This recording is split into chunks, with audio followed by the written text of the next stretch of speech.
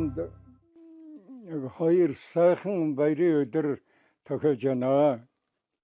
Нэгдүгээрт халимаг ах トゥ үссэн маань цагаан сарын баярын өдөр Монгол туурхтны гэргээ төрийн бас байгууллагаас Монгол халимаг туваа бороод төмний нэгдсэн соёлын том арга хэмжээ уран сайхны тоглолтыг зохион байгуулж байна. Энэ сайхан баярт миний хувьд чин сэтгэлээс баярлж амжилт хүсэж байна. Сайхан баярлаарай ард олон минь.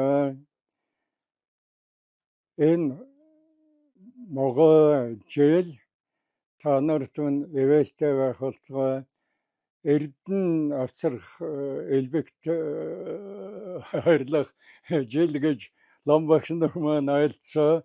Тэгээд